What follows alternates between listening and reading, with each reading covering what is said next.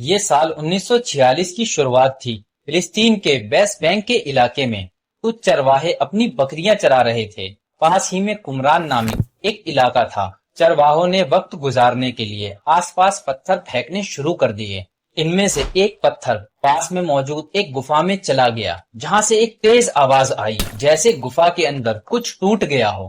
چرواہے گفا کے اندر گئے تو انہیں بہت پرانے کچھ مٹی کے برتن ملے، جن کے اندر کچھ اسکرپٹ اور تحریریں لکھی ہوئی تھی جو چمڑے اور کاغذوں پر تھیں۔ آس پاس کے علاقوں میں جب کھوج بین کی گئی تو وہاں 9 تختیاں اور ملی، جنہیں آج کے زمانے میں بک آف اینوک کہا جاتا ہے۔ یہ کتاب انسانوں کی تاریخ کی بالکل عجیب اور الگ ہی کہانی بیان کرتی ہے۔ اس کتاب میں طوفان نوح تک کی انسانی تاریخ لکھی ہوئی ہے۔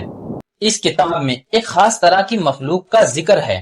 اب سوال یہ اٹھتا ہے کہ یہ کتاب کس نبی پر اتارا ہوا صحیفہ تھی اور اسے بائبل سے الگ کیوں کر دیا گیا؟ ہر دور میں اس زمین پہ انسانوں کی ہدایت کے لیے اللہ تعالیٰ نے اپنے پیغمبر بھیجے، اور ان میں سے کچھ پیغمبروں پر کتابیں اور صحیفے نازل ہوئے، جن میں تورات، انجیل، زبور اور قرآن مجید شامل ہے۔ ان کتابوں میں اللہ کے فرمان، پیغمبروں کے اقوال اور تاریخیں لکھی ہوئی ہیں، لیکن ایک آسمانی کتاب ایسی بھی ہے جس میں بہت حیرت انگیز باتیں لکھی ہوئی ہیں جو دنیا کی کسی بھی آسمانی کتاب میں نہیں ملتی۔ یہی وجہ ہے کہ بائبل کے علماء نے اس کتاب کو اور اس کی آیتوں کو بائبل سے الگ کر دیا۔ اس کتاب کا نام ہے کتاب انوح۔ یہودیوں کا ماننا ہے کہ یہ کتاب حضرت ادریس علیہ السلام پر نازل ہوئی، یا اس کتاب کو حضرت ادریس علیہ السلام نے اپنے ہاتھوں سے لکھا۔ حضرت ادریس علیہ السلام اللہ تعالیٰ کے تیسرے نبی تھے جو حضرت آدم علیہ السلام اور حضرت شیش علیہ السلام کے بعد آئے۔ تاریخ دانوں نے لکھا ہے کہ آپ کی پیدائش مصر کے علاقے میں ہوئی۔ حضرت ادریس علیہ السلام یادر کے بیٹے تھے جو حضرت آدم علیہ السلام کی 7ویں نسل سے تھے اور حضرت شیش علیہ السلام کے پردادا تھے۔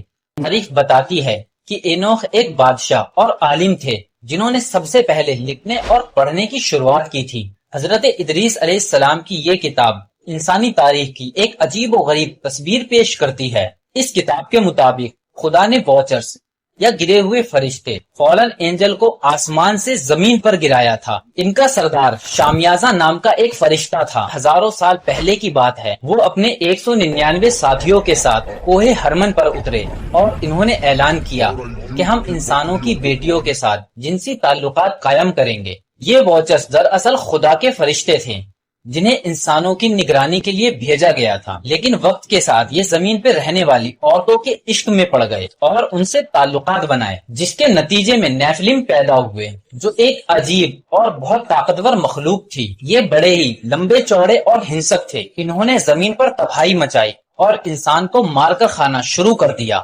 یہاں تک کہ جانور اور پرندے بھی ان سے محفوظ نہ رہ سکے۔ حضرت ادریس علیہ السلام کو انہی مخلوق کی ہدایت کے لیے بھیجا گیا تھا، لیکن انہوں نے آپ کی بات نہیں مانی۔ کتاب انوح میں بتایا گیا ہے کہ ان گرے ہوئے فرشتوں نے انسانوں کو فساد اور تباہی والے علم سکھائے۔ عزازیل نے انسانوں کو تلوار، خنجر اور ہتھیار بنانے سکھائے۔ اس نے عورتوں کو زیور پہننا اور آنکھوں کو سنوارنا سکھایا۔ شامیازہ نے جادو سکھایا اور امروز نے ستاروں کا علم دیا۔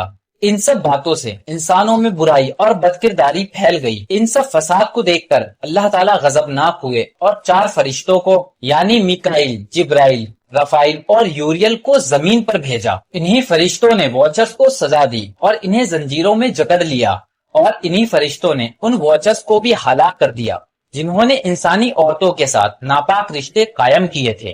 واچرز کو زمین کے اندر قید کر دیا گیا جہاں وہ قیامت تک رہیں گے۔ کہا جاتا ہے کہ حضرت ادریس علیہ السلام کو یہ بھی قدرت دی گئی تھی کہ وہ زمین کے اندر بھی جا سکتے ہیں۔ کتاب انوح میں یہ بھی بتایا گیا ہے کہ کس طرح حضرت ادریس علیہ السلام فرشتوں کے پنکھوں پر سوار ہو کر آسمان سے زمین اور پہاڑوں کو دیکھا کرتے تھے۔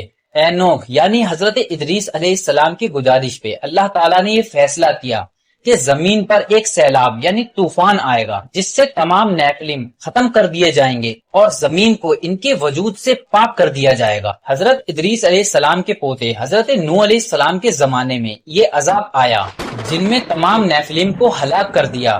حضرت نوح علیہ السلام جن انسانوں اور پاک مخلوق کو اپنی کشتی میں سوار کر کے لے گئے، بس وہی باقی بچے جن سے دوبارہ دنیا میں انسانوں کی شروعات ہوئی۔ اب سوال یہ اٹھتا ہے کہ فالن اینجل جو اللہ کے فرشتے تھے وہ نافرمانی کیسے کر سکتے ہیں؟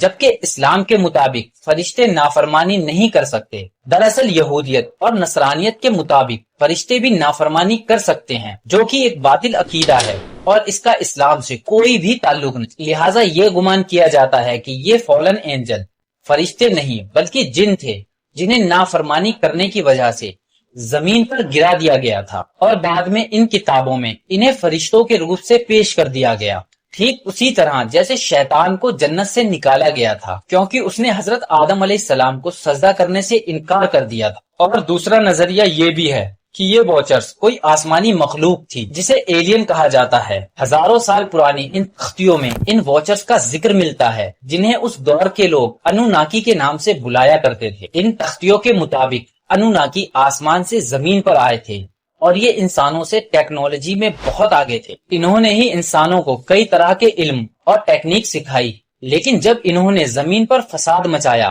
تو انہیں ہلاک کر دیا گیا۔ ممکن ہے کہ یہ واچرز یا انوناکی کسی دوسرے سیارے یعنی گرہ سے اس زمین پر آئے ہوئے ایلین ہوں، جن کی طرف حضرت ادریس علیہ السلام کو بھیجا گیا تھا، لیکن جب انہوں نے آپ کا انکار کیا تو انہیں زمین کے اندر قید کر دیا گیا اور ان کی ناپاک نسلوں اور اولادوں کو طوفان نوح کے ذریعے ختم کر دیا گیا۔